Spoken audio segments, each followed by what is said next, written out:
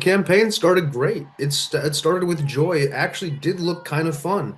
There was a cool vibe in the first few weeks. And then quickly those metrics started changing and started getting angry.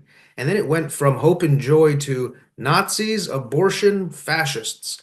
And that message did not resonate with anybody. Like the whole thing went from a positive message to we're not going back.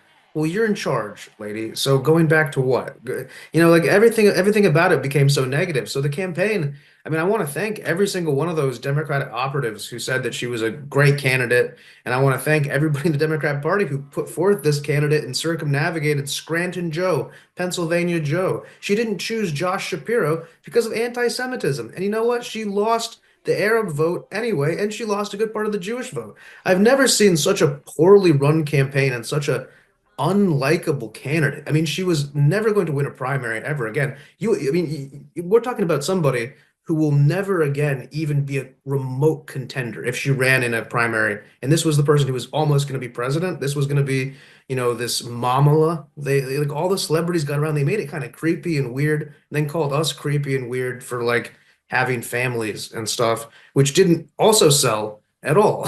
So everything about it was so awfully run, and she was an inauthentic person, and I'm not surprised she wasn't there for her supporters at the end because where was she the whole campaign? She didn't even give a real press conference for like 140 days, just scripted interviews where the bad answers are edited out and the good answers are kept in. And eventually I mean you can't fool people that much. They really treated American voters like rubes, and they thought they could be a bunch of low rent charlatans, and it just blew up in their face.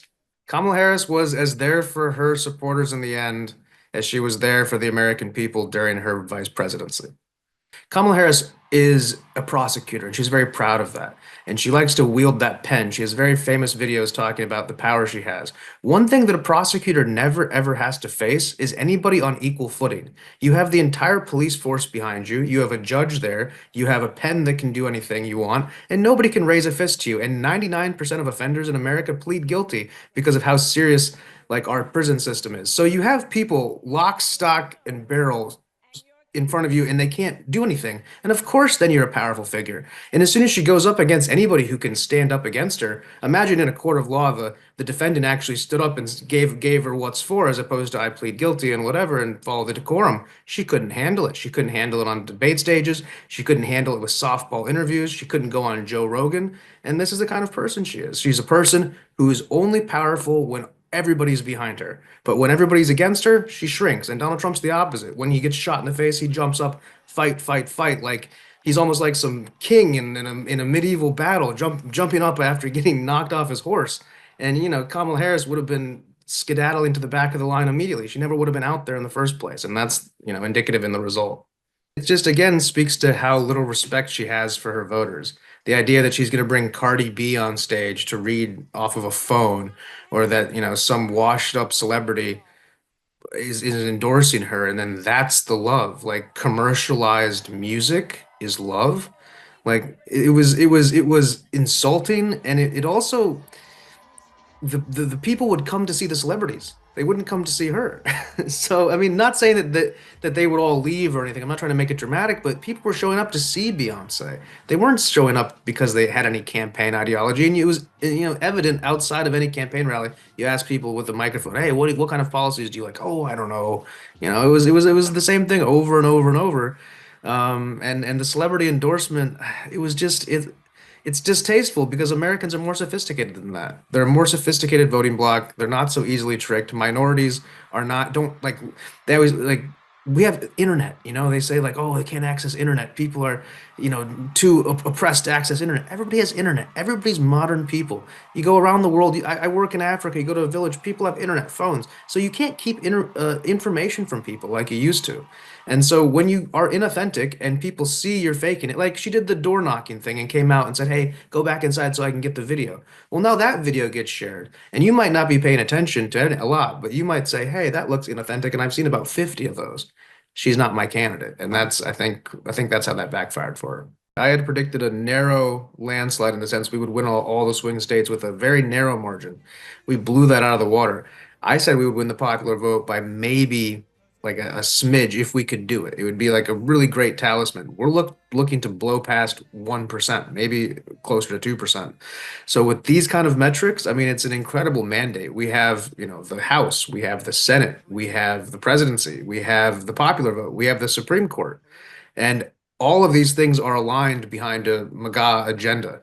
Everybody who's in these positions of power now are in support of President Trump, unlike last time when he came in and he was basically breaking down walls inside his own party. So you have a really amazing chance to see demonstrable change in the first 100 days of a candidate's or president's tenure that you've never been able to have. They have the 100 day benchmark, and usually it's nice. This one could be gangbusters. I think the first thing he's going to tackle are going to be the global conflicts, Ukraine and Russia, Israel and Gaza. That's definitely kind of paramount. That's human lives on the line. And then after that, he's going to be going directly for energy. You bring down energy costs. I mean, the cost of an apple, the real cost is the cost of harvesting, fertilizing, transporting, refrigerating, marketing, and the cost of all of that is underlaid by the cost of energy. And that's where Donald Trump's very pro-energy policy comes into. You have this new AI revolution that's starting. Microsoft, for example, has reopened 3 Mile Island nuclear power plant.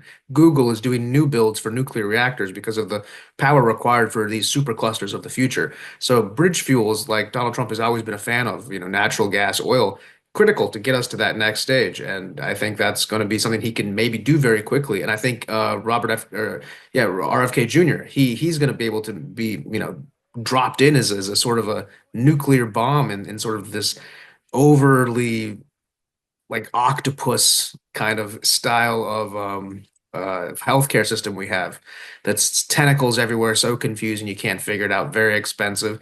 And a lot of the food is making people sick and unhealthy. And you can quickly ameliorate that if you have all branches of government in agreement. You can quickly say, hey, the chlorinated chicken, that's banned. This is, you can do these kind of things. So maybe you'll see some of that. Look at the Department of Education. When they founded the Department of Education, we were ranked in the top two or three of education systems.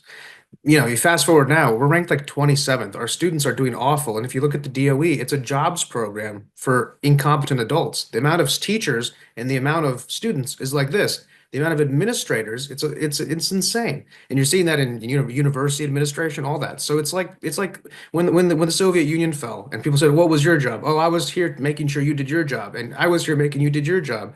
And that's what all these like bureaucrats have been doing, and they've been, bilking the taxpayer for a long time. And we don't want to be cruel. I think the idea is to give people a 2 year, 3 year furlough, pay them, go off and find something else to do. Be productive, be creative, do something positive. We don't need you to collate documents here as we move into an AI age.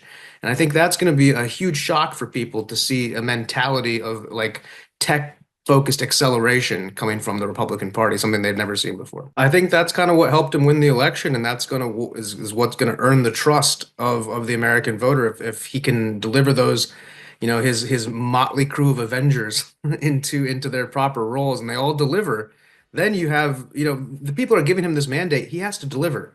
And so he needs to surround himself by highly competent people. And he's the first to admit in 2016 he didn't really do that. He brought in a lot of people who was recommended to him. He was new in politics. First guy who wasn't a statesman or a war hero to ever be an American president.